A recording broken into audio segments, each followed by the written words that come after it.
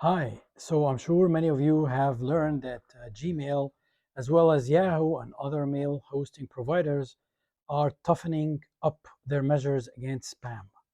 So, what does this mean? We're going to discuss this today, and I'm going to explain to you what it means and what needs to be done. Let's first take it step by step. So, first thing, let's look at what Google is saying about it. So, if you look here, against their fight for spam, they're going to focus on email validation, which is a great thing to do. And then new requirements for bulk senders. The bulk senders are these third-party software that you use for your newsletter to keep your subscribers informed or to send mass emails of any kind. So these are like Mailchimp, Constant Content, MailerLite, and the likes of that. Enable easy unsubscription and ensure that what you're sending to the people is actually email that they want, something they have subscribed for, or that you're actually sending to people who you know, you've dealt with, their clients, their prospect clients. There has been some kind of conversation between you and them before. So to avoid this being a spammy email. So if you look at it back to front, so number 3, yes, make sure that you're only sending to people who you know, either they are subscribers, they're clients, or they're someone that you've had some connection to. Number 2 is enable easy unsubscription. If you're using Mailchimp or Constant Contact or any of those third-party mailers, they already automatically add an unsubscribe link to every message that is sent. All you need to do is to test it. So make sure that your unsubscription actually works. And then the first one, which is the mail authentication, is the point that we will discuss more today. So what is the word authentication? What does it mean? You know, when you go somewhere, let's say you're going to pick up a package that has been left for you at the post office, and they ask you to show them your ID to make sure that you are whoever you say you are, and so that they can give you the package which was addressed to your name. So this way, the person at the post office is actually authenticating you. The same thing happens with email. So the first thing is, when we talk about email authentication, we are not talking about emails that are sent from your personal email. So this is not when you're sending a message from Google, from like your Gmail to somebody. This is more like the emails that are sent from your business email account, which is an email account that is connected to your business domain name. So if my domain name is, mydomain.com, and my email will be amer@mydomain.com.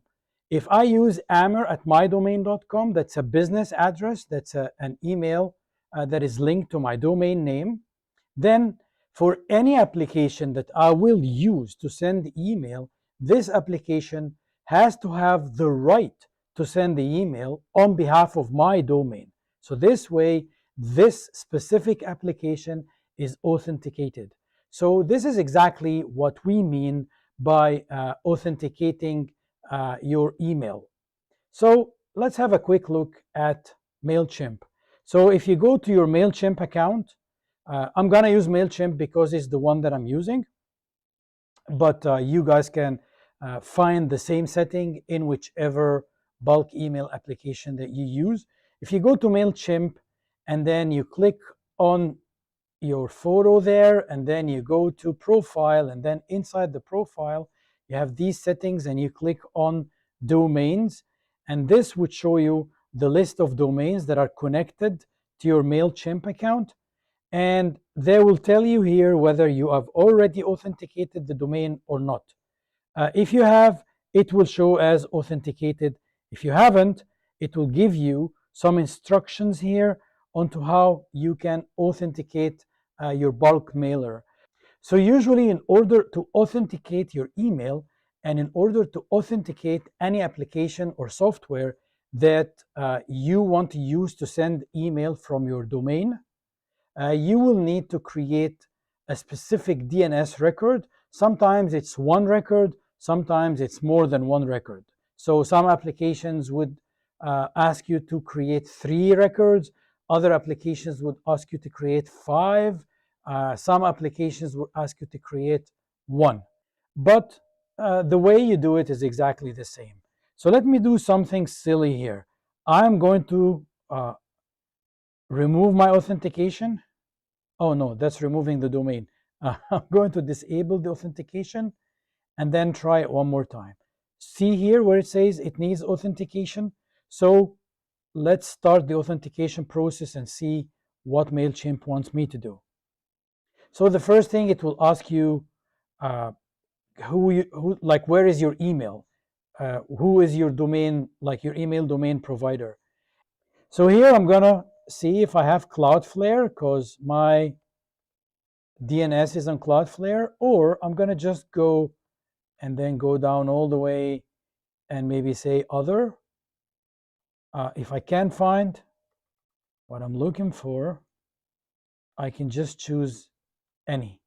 So let's go all the way, see the options. There's other. So I'm going to say other, click on next. Now it's explaining to me what needs to be done. So you need to go to your name server, which is the server that controls your DNS. Yes, and then create those custom records. Fine. What are the records that you, Mr. Mailchimp, want me to create? So it's asking me to create CNAME records. So every DNS record has a type. There are different types of DNS records. And in this specific authentication process, Mailchimp is asking me to create some CNAME records, right? So let's go and do that. But before I go, I need to find out what am I creating. So it's 2 CNAME records. This is record number 1 here. This is record number 2. And then for each of these 2 records, you have a name and a value. So let's start the process. Let me copy the first one, name. So I'm going to go to my DNS. This is my name server. I'm going to look for the relevant domain name. Just give it time to load. And I'm going to create a DNS record. So I'm going to click on DNS here from the Cloudflare management.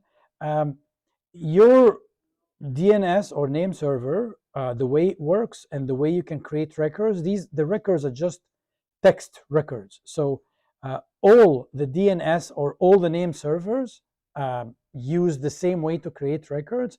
I prefer using Cloudflare. It has some advantages. If you have taken my course, which is the DNS and email deliverability course, you see my full explanation as to why I think Cloudflare is a great DNS management tool.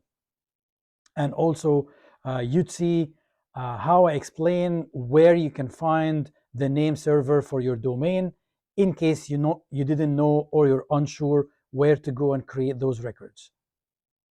Right? So these are the records there. Let's start by creating the CNAME. So add a record, and then from the type over here, I'm going to go and check, choose CNAME, and here's the name that I just copied, right? Now, what you can see here, it's already adding the domain name in my record, but I don't want that because the domain name is already up here. So Cloudflare will add it. I don't want it to be added twice. So I'm just going to delete that part and just keep k2._domain key, right? And then in the target, I'm going to go and copy the value. So this is the one, this is the value. Now remember that my domain was already authenticated before, and there's a chance when I try to create this record, it will not save and it will tell me that it already exists. So let's see. Oh, it took it. So the new authentication is a little bit different. That's fine. Let's go and create record number 2. So here again, remember, I don't want to take the domain name with it. So what I'm going to do, I'm going to copy just this part, k3 dot, and go back, add a record, choose CNAME, the exact same thing we did before.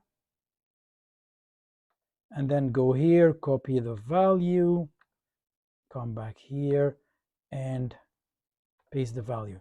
Now you'd have seen me in the last time I did this, I switched the proxy status off. Cloudflare has this proxy status thing. And again, I'm not going to explain it right now because this will be a distraction from what we're trying to do. But I do have a couple of videos explaining why I use Cloudflare and how Cloudflare works and what this means.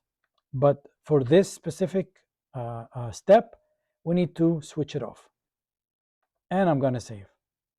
Now that I save these two records, I want to go back to my Mailchimp and click on next. Now the last thing is it's asking you to make sure or to create a demarc record, which is a demarcation record. And as you can see, it's giving you these two, again, a host or a name and a value. I'm pretty sure I have a demarc record already, so I'm just going to go and check. The demarc record is a text record. So I'm going to go to my text records. Text. Funny enough, I don't have one for this specific domain, which I should. Everyone should have at least a default demarc record. So let's do this. I'm going to say add. I'm going to choose text from that list, txt, and I'm going to copy the demarc part here and the value. And let's do that. Let's put this here and click on save, and this should do it. Here it is. Pretty good. So let's go here. Let's go next.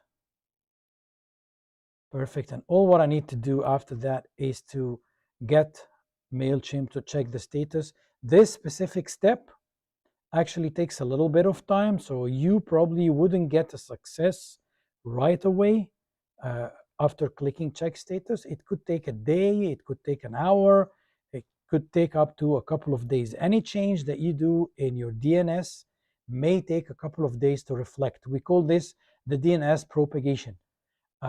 Most of the applications that we use and most of the DNS management tools that we use are almost instant, but you need to understand that it could take up to 2 days. It's normal. It can take up to 48 hours. So I'm going to leave it there. This actually concludes what I need to do with my third-party mailer application or my bulk mailer app.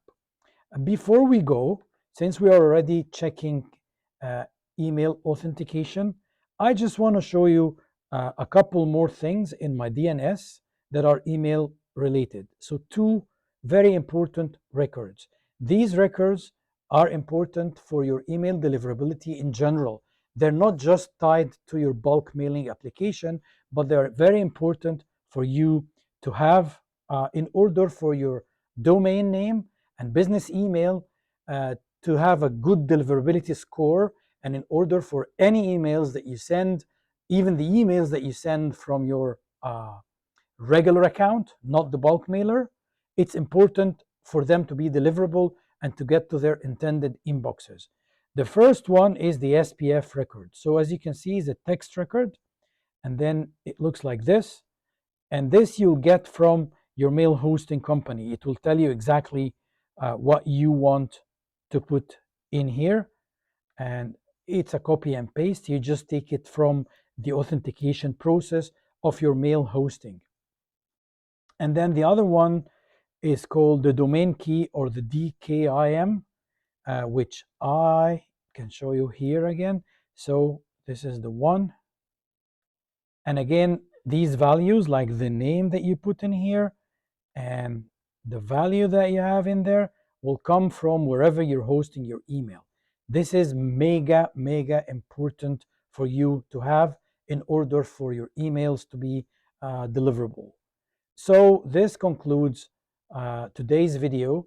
If you need any support, help, you have a question, you need someone to help you get this email authentication, shoot me an email, guys.